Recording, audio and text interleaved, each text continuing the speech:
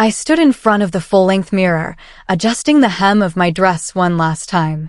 The fabric draped perfectly across my shoulders, cascading down in soft waves of emerald green. I'd spent 3 months on this dress, every stitch carefully placed, every seam perfectly aligned. My fingers traced the delicate beading I'd sewn along the neckline. This was my masterpiece. "You look beautiful," my husband Marcus said from the doorway. He smiled, but I noticed the worry in his eyes. He knew how important today was. My sister Vanessa's wedding. The event she'd been planning for 2 years. The day she'd become the center of everyone's universe. I grabbed my clutch and took a deep breath. Ready? The venue was stunning. White roses everywhere, crystal chandeliers catching the afternoon light. Guests in designer outfits mingled with champagne glasses. I walked in, my homemade dress swishing around my ankles. That's when I heard it.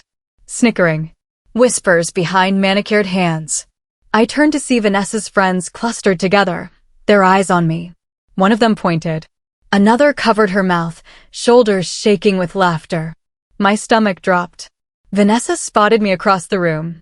Her wedding dress was magnificent, all lace and pearls, and probably worth more than my car. She glided over, her bridesmaids trailing behind like a flock of elegant birds. Her smile didn't reach her eyes. "Oh, sweetie," she said loudly enough for everyone nearby to hear. "Did you make that yourself?" Her tone dripped with false sympathy. Before I could answer, she continued, "It's so brave of you to wear something so cheap-looking to my wedding." The bridesmaids giggled. My face burned hot. Marcus stepped closer to me, but I could feel him tense up, unsure what to say. Vanessa's new husband, Troy, walked up and joined in. "Is that from a thrift store?" he asked, grinning. "Or did you find it in someone's attic?" More laughter erupted around us. I wanted to disappear, to melt into the polished marble floor. Vanessa touched my arm, her diamond bracelet catching the light. "Maybe next time, just buy something nice? You know, like everyone else." She turned away before I could respond, her dress trailing behind her like a white cloud. I rushed to the bathroom, my vision blurred with tears. The door swung shut behind me, muffling the music and chatter.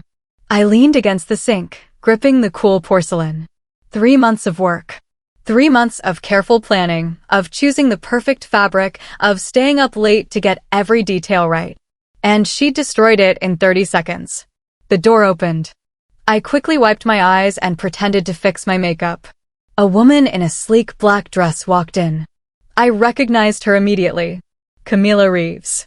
The wedding designer everyone in the city knew. She'd worked with celebrities, dressed socialites, charged fees that could buy a small house. She was the one Vanessa had hired to make her wedding absolutely perfect. Camila looked at me in the mirror. Her eyes traveled down my dress, and her lip curled slightly. "That's quite the attempt," she said. "But honestly, darling, leave design to the professionals. That dress is a disaster. The proportions are all wrong, the beading is amateurish, and that color? Completely wrong for your skin tone." I froze. My hands gripped the sink harder. Camila adjusted her own dress, smoothing invisible wrinkles. "I hope you didn't pay much for it," she continued. "Though I suppose homemade means free, right?" She laughed at her own joke and disappeared into a stall. I stared at my reflection. Was she right? Had I been fooling myself? I'd thought this dress was beautiful, thought I'd created something special. But maybe I was just playing pretend. Maybe I should have bought something from a store like everyone else. Maybe I should have stayed in my lane. The toilet flushed. Camila emerged, washed her hands, and left without another word. I stayed frozen for another minute, then slowly walked out. In the hallway, I heard voices. I paused behind a column. "Did you see that girl's dress?"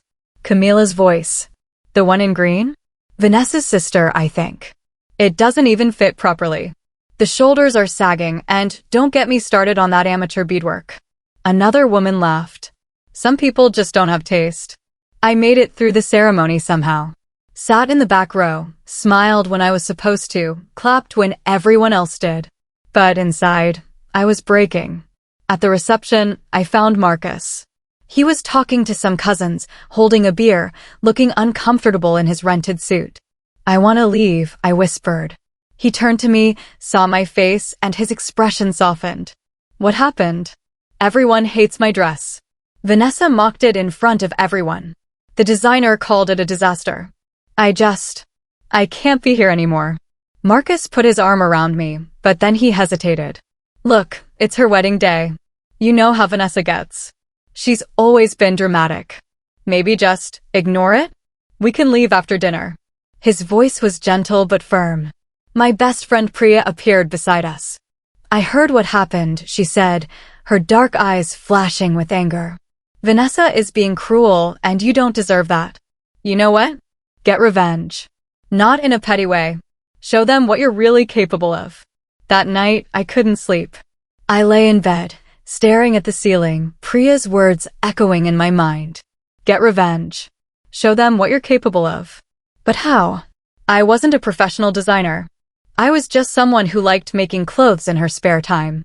I grabbed my laptop and started searching. Fashion design courses. Online tutorials. Portfolio examples. I spent hours clicking through websites, watching videos, taking notes. By morning, my eyes burned with exhaustion, but something had shifted inside me. I wasn't going to let Vanessa's cruelty define me. I wasn't going to let Camila's dismissive words stop me. I started sketching. New designs, better than anything I'd made before. I posted photos of my work on social media, carefully styled shots with good lighting. I wrote about my process, shared my inspirations. Days turned into weeks. My follower count grew slowly but steadily. Then one morning, 3 weeks after the wedding, I received an email. The subject line read, Portfolio Submission Opportunity, Eclipse Fashion House. My hands shook as I opened it. Dear designer, it began. We came across your work on social media and were impressed by your unique aesthetic and attention to detail.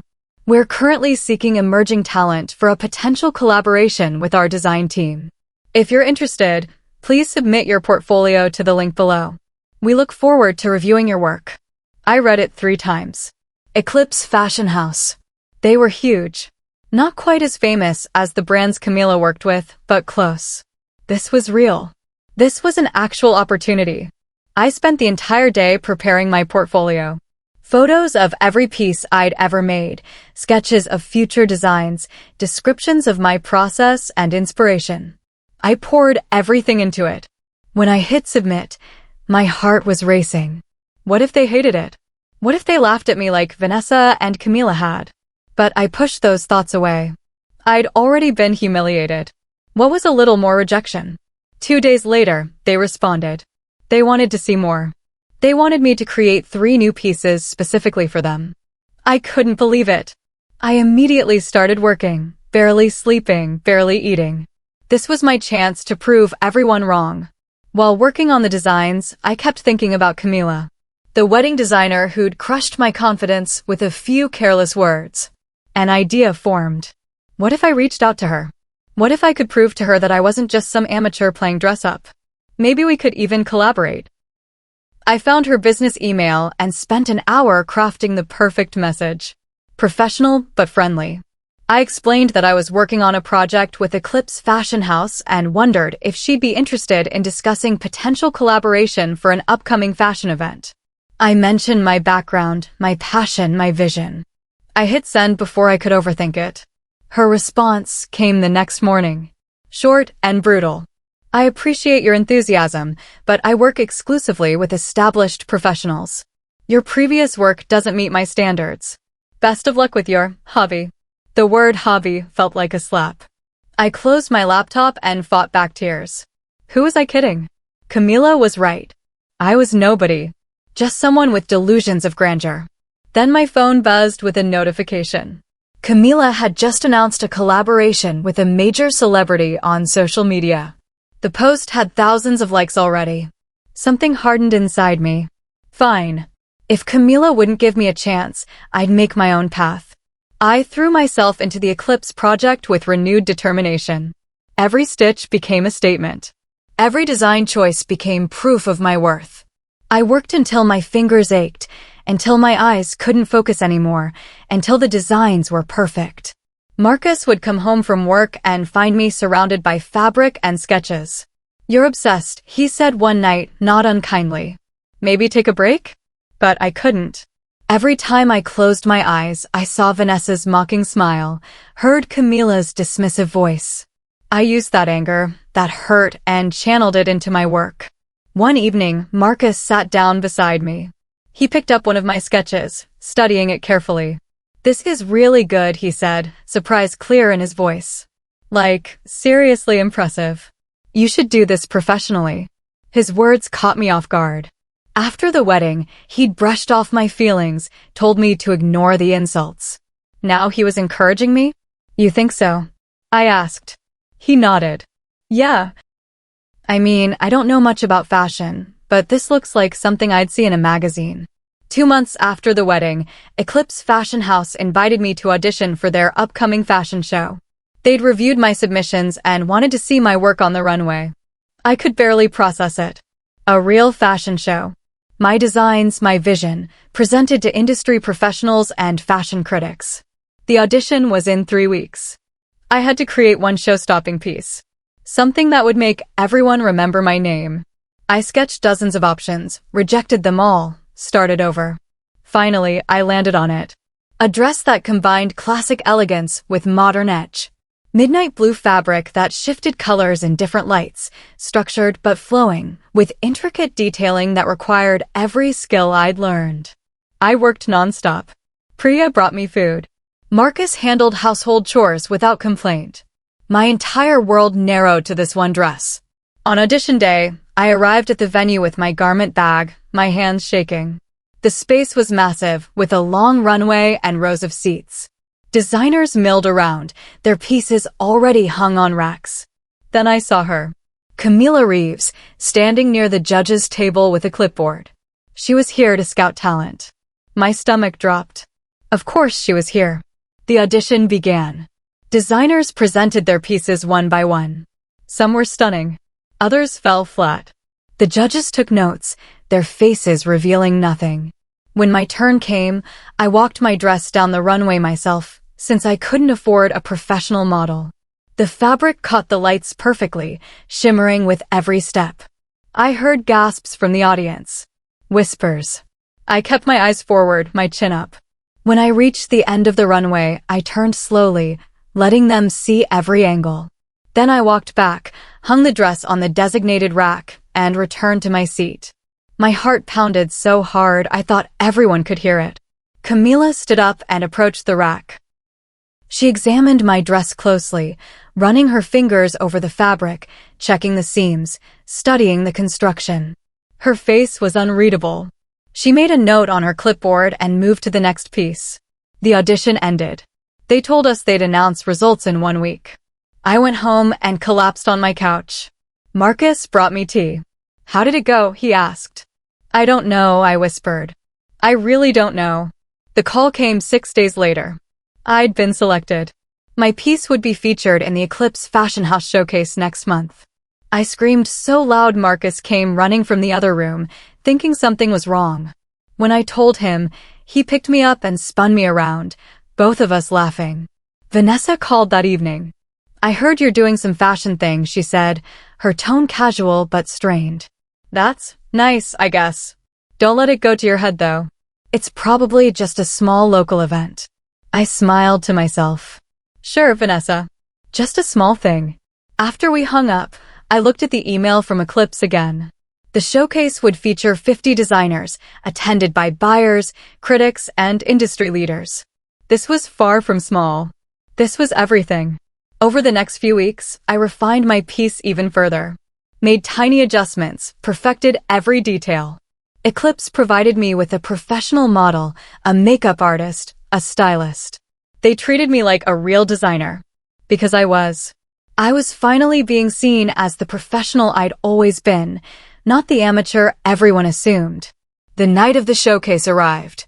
The venue was a converted warehouse, transformed into a high-end fashion space.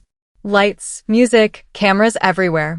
I stood backstage, watching designers I'd only seen online. My dress was on a rack, tagged with my name. The model who would wear it was getting her makeup done. Then my phone rang. Unknown number. Hello. I answered. Is this the designer behind the midnight blue piece? A male voice asked. Yes, that's me. This is Antonio Blake from Lux magazine. I saw photos from the Eclipse preview event. Your work is extraordinary. I'd like to feature you in our Emerging Designers Spotlight. Are you available for an interview? I almost dropped my phone. Lux magazine. One of the biggest fashion publications in the country. Yes, I managed to say. Absolutely yes. We scheduled the interview for the following week. I hung up, barely able to breathe. This was happening. This was really happening. The show began. The first models walked. The audience applauded. Then it was my turn. The models stepped onto the runway in my dress and the room went silent. Then the applause started. Loud, genuine, enthusiastic. I watched from the wings, tears streaming down my face. The model walked with confidence, the dress moving like water, catching lights, commanding attention. When she reached the end of the runway, the applause grew louder. Cameras flashed everywhere. I saw judges leaning forward, taking notes, nodding to each other. After the model walked back, something unexpected happened. Camila Reeves approached me backstage. She looked different than I remembered. Less intimidating. Almost impressed. That was your piece, she asked. I nodded, not trusting my voice. It's remarkable, she said. Truly exceptional work. I need to apologize. At the wedding, I was dismissive and rude. I judged your work without really seeing it. That green dress? I was wrong. And this? This is professional level design. I'd like to discuss a potential collaboration if you're interested. My mind reeled. Camila Reeves, the woman who'd called my work a disaster, was apologizing. Was asking to work with me. I'll think about it, I said, keeping my voice steady. She nodded, handed me her card, and walked away. I stood there, card in hand, barely processing what had just happened. The showcase ended with thunderous applause. Designers mingled with buyers and critics. I was approached by several people wanting to talk about my work, asking about my process, requesting my contact information. It felt surreal, like I'd stepped into someone else's life. Then I saw them. Vanessa and Marcus, standing near the entrance. Vanessa's face was pale, her mouth hanging open slightly. She'd seen everything. Seen my design on the runway, heard the applause, watched industry professionals seek me out. Marcus caught my eye and smiled, giving me a thumbs up. I walked over to them. Vanessa recovered her composure quickly. Well, that was interesting, she said. Congratulations on your little moment. Little moment? I repeated. Vanessa, that was a professional showcase. My work was featured alongside established designers. Don't let it go to your head, she snapped. One successful show doesn't make you special. She turned and walked out. Marcus stayed behind. She's jealous, he said quietly. You were amazing tonight. I nodded, but I was already thinking about what came next. My phone exploded with notifications. Messages from Eclipse, interview requests, people wanting to buy my designs.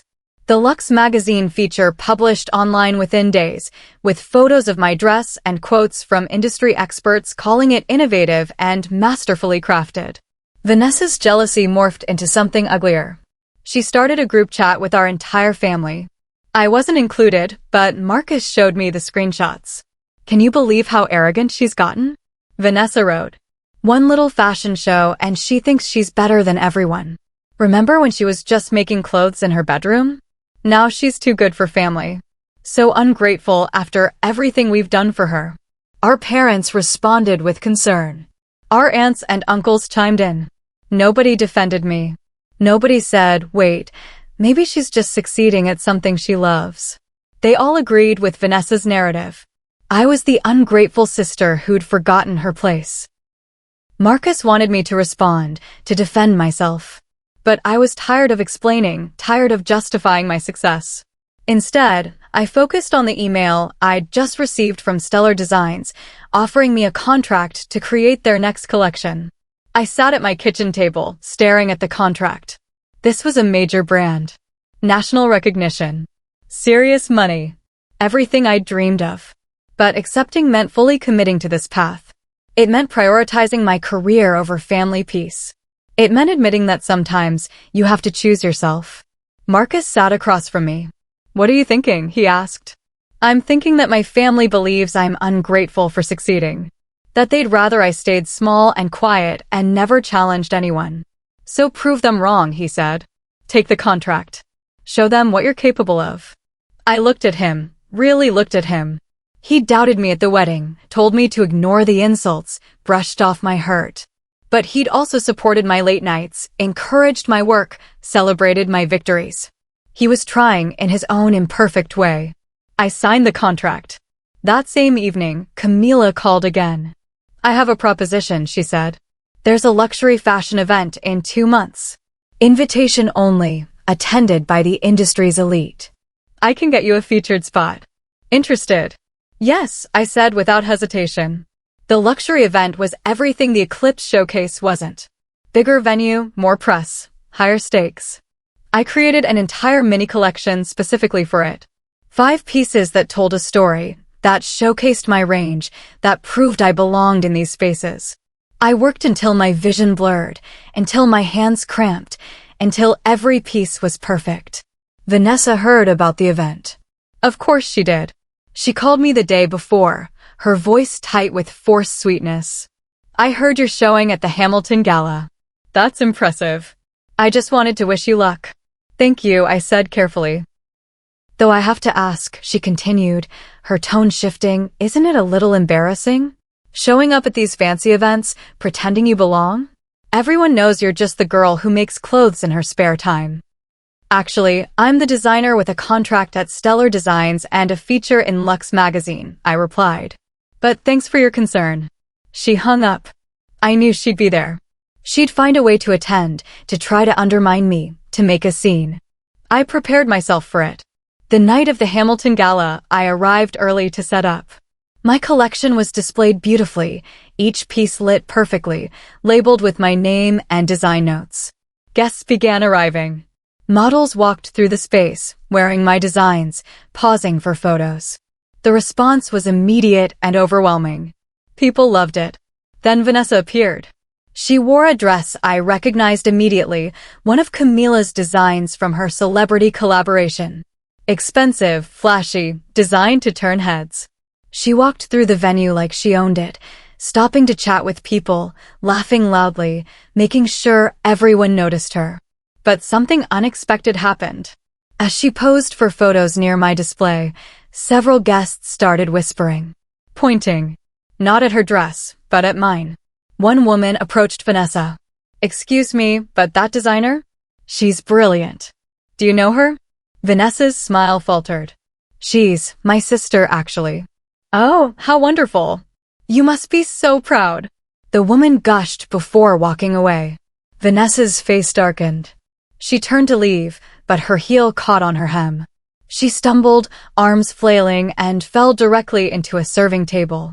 Champagne glasses crashed. Desserts flew. People gasped and rushed to help. Vanessa sat on the floor, covered in champagne and chocolate mousse, her expensive dress ruined. The fall itself was embarrassing enough, but what made it worse was the laughter. Not cruel, exactly, but amused. She'd been so focused on making a grand entrance that she'd tripped over her own dress. Security helped her up. She was escorted out, her face burning red, her designer dress stained beyond repair. As she passed my display, our eyes met. I saw everything in that moment. Her jealousy, her anger, her humiliation. Part of me felt sorry for her, but another part felt vindicated.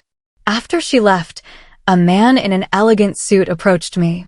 "That was quite the show," he said with a smile. "Though I'm more interested in your designs than the drama. I'm Felix Hartman. I design for A-list celebrities.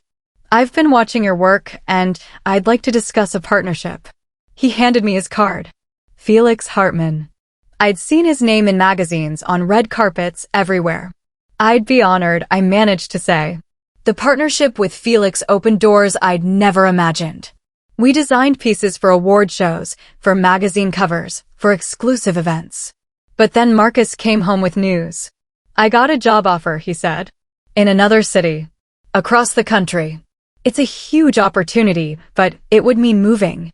My stomach dropped. Move? Now? When everything was finally coming together. When would we need to decide? I asked. 2 weeks, he said. I know the timing is terrible, but this could change our lives. I nodded slowly. I need to think about it. For days, I wrestled with the decision. Move and support Marcus, potentially leaving my growing network and opportunities, or stay and risk our marriage. Then Vanessa called. Her voice was different. Softer. I want to apologize, she said. For everything. The wedding, the group chat, the gala. I've been awful. I was jealous, and I handled it terribly. Please, can we talk? Can we fix this? I agreed to meet Vanessa at a coffee shop downtown. She arrived looking tired, less polished than usual. We sat across from each other, the silence heavy between us. I'm sorry, she said again. I know I hurt you. I know I was cruel. But you're my sister, and I don't want to lose you. Especially now, when you might be moving away. I stirred my coffee, processing her words. Do you know why I started designing seriously? I asked. Because you destroyed my confidence so thoroughly that I had to rebuild it from scratch. Because your mockery pushed me to prove myself. Not to you, but to me. She flinched. I know. And I hate that I did that. I should have supported you. I should have seen your talent instead of feeling threatened by it. We talked for 2 hours. Really talked, maybe for the first time in years. She admitted her jealousy, her insecurity, her fear of being overshadowed. I admitted my hurt, my anger, my struggle to forgive. It wasn't a perfect reconciliation. Trust would take time to rebuild. But it was a start. 2 weeks later, I made my decision about Marcus's job. I couldn't move. Not now. Not when I'd worked so hard to build my career here. But I also couldn't ask him to give up his opportunity. We talked late into the night, weighing options, considering compromises. Finally, we landed on a plan. He'd take the job. I'd stay. We'd do long distance for a year, then reevaluate. It wasn't perfect, but it was honest. We both had dreams worth pursuing. Before he left, I received another invitation. A fashion show in Paris. My designs would be showcased alongside international designers. Paris, the fashion capital of the world. I submitted my pieces immediately. Paris was magical. The show was everything I dreamed and more. My collection received standing ovations. Fashion critics called it extraordinary and transformative. After the show, Vanessa found me backstage. Your show was incredible, she said. Like, really incredible. Vanessa had traveled all the way to Paris to support me. A week later, I stood in my studio, surrounded by fabric and sketches, planning my next collection. My phone buzzed. A text from Camila. Working with you has been an honor. You've taught me that talent comes from unexpected places. Thank you for proving me wrong. I smiled and set down my phone. I'd started this journey wanting revenge, wanting to prove everyone wrong. But I'd found something better. I'd found myself, my voice, my worth. And that was worth more than any vindication. The homemade dress Vanessa had mocked had been the beginning. Not of revenge, but of transformation. And I was just getting started.